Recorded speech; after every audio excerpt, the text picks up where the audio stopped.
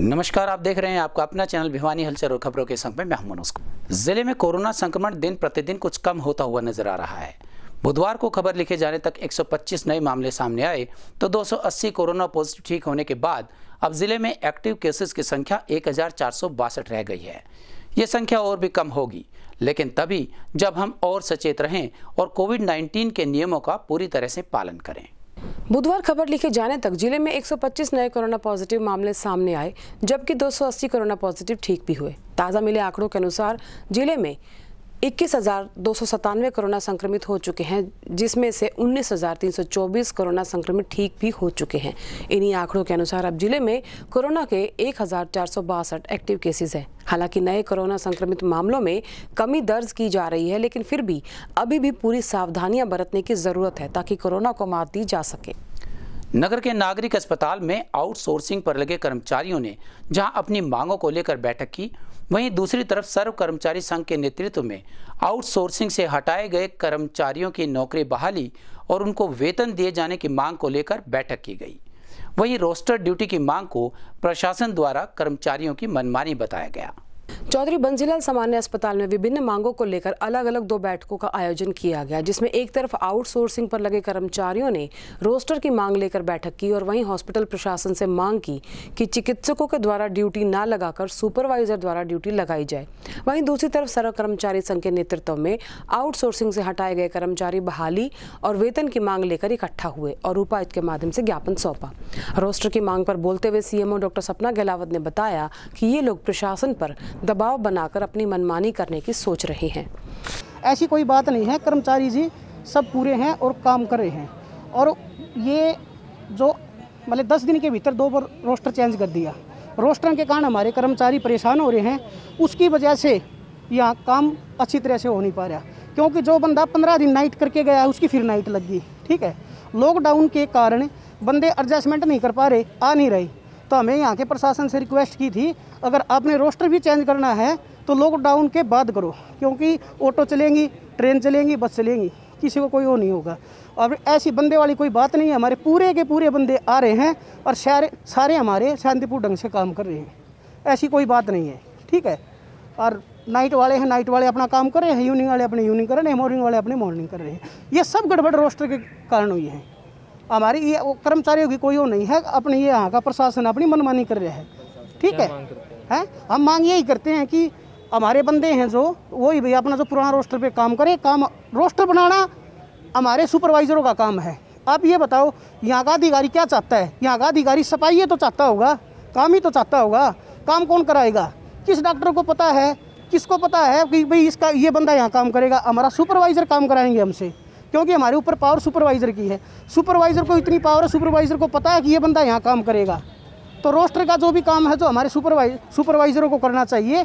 और ये कोई ये नाम प्रशासन की कोई वो नहीं होना चाहिए, इसमें इंटरफेयर नहीं होना चाहिए रोस्टर का। ठीक है, हमारे सुपरवाइजरों के जो हाथ में रोस्टर बनाने की वो आ जाए है तो हमारा काम अच्छी तरह से चलेगा, कोई भी किसी प्रकार की कोई शिकायत नहीं होगी। और ये जिसने भी खबर दी है, इसी महीने की 1 तारीख से लागू किए गए 18 वर्ष से 45 वर्ष की उम्र के लोगों के लिए वैक्सीनेशन रजिस्ट्रेशन की अनिवार्यता को अब समाप्त कर दिया गया है। सीएमओ डॉक्टर सपना गहलावत ने बताया कि केंद्र सरकार के आदेशानुसार 18+ लोगों के लिए ऑन द स्पॉट रजिस्ट्रेशन की सुविधा शुरू कर दी गई है, जो केवल सरकारी वैक्सीनेशन सेंटर पर ही उपलब्ध होगी। अब 18 साल से ज़्यादा और 45 साल से कम उम्र के लोग भी सीधे वैक्सीनेशन सेंटर पर रजिस्ट्रेशन कराकर वैक्सीनेशन की सुविधा ले सकते हैं। ये सुविधा केवल सरकारी वैक्सीनेशन सेंटर पर उपलब्ध होगी। स्वास्थ्य मंत्रालय के अनुसार राज्य सरकार अपने स्तर पर इस बारे में फैसला कर सकती है। 1 मई से 18 से 44 ग्रुप के लिए कोविड-19 वैक्सीनेशन शुरू किया गया था। इसमें कई बार रजिस्ट्रेशन और अपॉइंटमेंट की सुविधा दी गई थी, लेकिन इससे एक बड़ी आबादी के पास जिनके पास इंटरनेट एक्सेस नहीं था, वो रजिस्ट्रेशन और अपॉइंटमेंट बुक नहीं करा पा रहे थे। इसी समस्या को देखते हुए सरकार ने अब सरकारी वैक्सीनेशन सेंटर पर ऑनलाइन रजिस्ट्रेशन की सुविधा उपलब्ध कराने के निर्देश जारी किए हैं। सरकार इस कदम से ऐसे लोगों तक टीकाकरण को ले जाना चाहती है जिनके पास स्मार्टफोन और इंटरनेट नहीं है। ये फैसला वैक्सीन की बर्बादी को भी कम करने की दिशा में है। सीएमओ डॉक्टर सपना गहलावत ने बताया कि जो लोग कोरोना संक्रमित होकर ठीक हो रहे हैं, उन्हें कोरोना पॉजिटिव होने के दिन से लेकर 3 महीने तक कोरोना वैक्सीन नहीं लगवानी चाहिए। 3 महीने के बाद वे लोग वैक्सीन लगवा सकते हैं। वैक्सीनेशन भिवानी डिस्ट्रिक्ट में टोटल डोजेस हम 2 लाख से ऊपर लोगों को वैक्सीनेशन कर चुके हैं। इसकी कुछ नई गाइडलाइंस हमें प्राप्त हुई हैं जिनके बारे में मैं बताना चाहूँगी। सबसे पहले तो जो कोविशील्ड की जो सेकेंड डोज ड्यू है जिन लोगों की, उनके जो सेकेंड डोज का टाइम है, ड्यूरेशन, वो बढ़ा दिया गया है, 84 डेज़ का कर दिया गया है, जो कि पहले 28 और बाद में 6 हफ्ते का किया गया था। अब वो 84 डेज़ का कर दिया गया है। तो जिनकी सेकेंड डोज नहीं शो हो रही है वो इसी कारण से नहीं शो हो रही है। कोवैक्सीन का जो सेकेंड डोज का ड्यूरेशन है, गैप है, वो अभी भी 28 डेज़ का ही है। तो कोवैक्सीन जिनको लगी हुई है वो उसी हिसाब से 28 डेज़ के बाद अपनी सेकेंड डोज ले सकते हैं। कोविशील्ड जिनको लगी हुई है वो 84 डेज़ के बाद ही अपनी सेकेंड डोज ले पाएंगे। जो 18+ एज ग्रुप की जो वैक्सीनेशन थी उसमें पहले प्री रजिस्ट्रेशन की रिक्वायरमेंट थी पोर्टल पे, उसको अब चेंज कर दिया गया है। तो 18+ के एज ग्रुप वाले लोग जो वैक्सीनेशन करा रहे हैं वो अब on spot vaccination session site पर आकर अपना रजिस्ट्रेशन करवा सकते हैं और उनको वैक्सीनेशन दी जाएगी।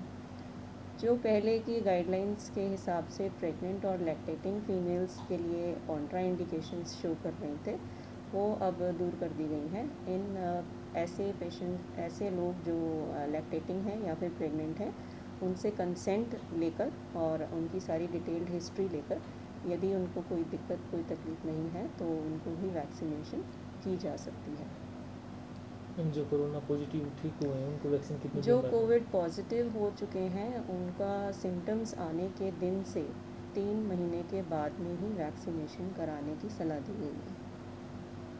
मैं आम जनता से क्या अपील करना चाहूँगा?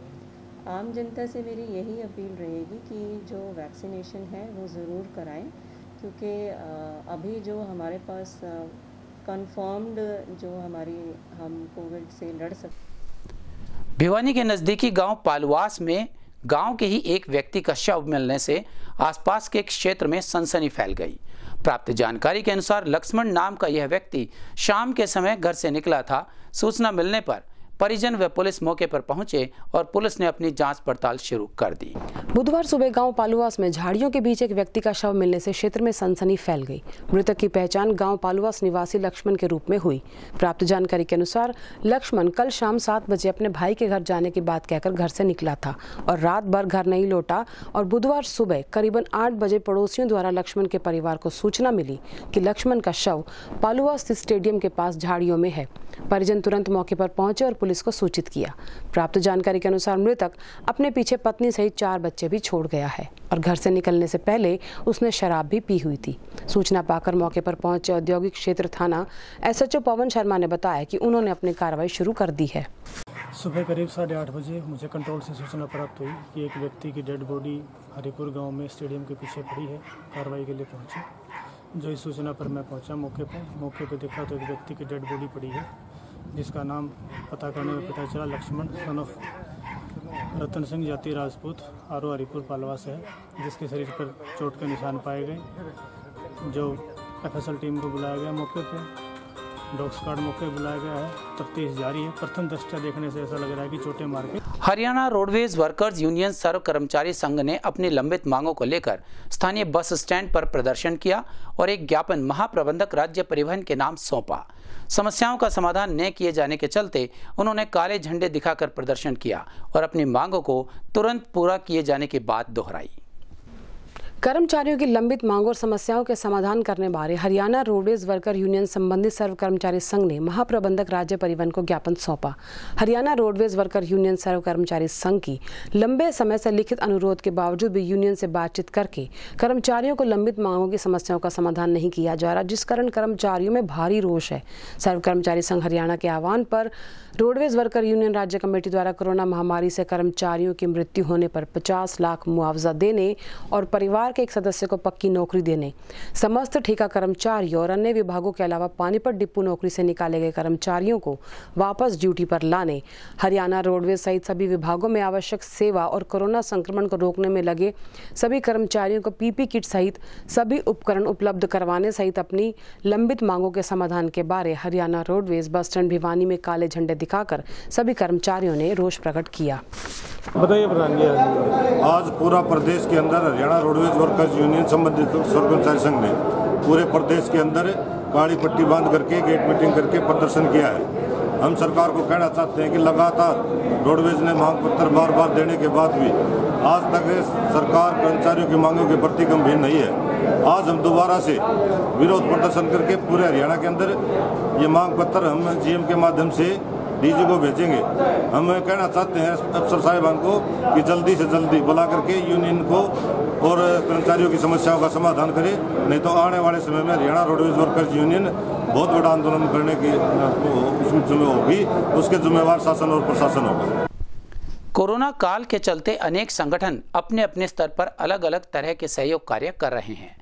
इसी कड़ी में भारतीय जनता पार्टी के प्रदेश संगठन महामंत्री रविंद्र राजू, जिला प्रभारी मनीष मित्तल, जिला अध्यक्ष शंकर धूपड़ व अनेक पदाधिकारियों ने बैठक कर कोविड काल में पार्टी द्वारा किए जा रहे सेवा कार्यों की समीक्षा।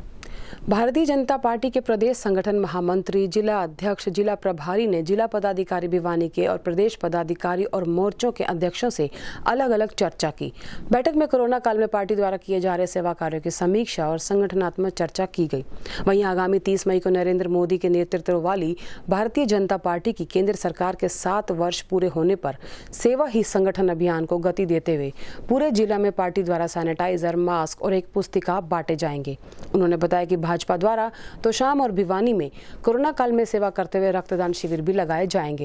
राजू जी, मैं जिला प्रभारी मनीष मित्तल एवं जिला के अध्यक्ष शंकर धूपड़ जी द्वारा पार्टी के प्रदेश के पदाधिकारी, जिला के पदाधिकारी एवं हमारी भारतीय जनता पार्टी के मोर्चों के अध्यक्षों के से कोरोना काल में पार्टी के द्वारा किया जा रहे कामों को लेकर उनकी समीक्षा के लिए आज ये बैठकें की गई। साथ साथ संगठन के रूप देने के लिए संगठन के बारे में भी समीक्षा की गई और 30 तारीख का निर्णय लिया गया। भारत सरकार नरेंद्र भाई मोदी जी के नेतृत्व में जिस तरह से भारत की सरकार काम कर रही है, इस कोरोना काल में भारतीय जनता पार्टी का एक एक कार्यकर्ता दिन रात जनता की सेवा में जुटा हुआ है। भारतीय जनता पार्टी का मूल रूप सेवा ही संगठन है। इसी के अनुरूप 30 तारीख को हमारे तोशाम विधानसभा और भिवानी विधानसभा में ब्लड कैंप लगाए जाएंगे।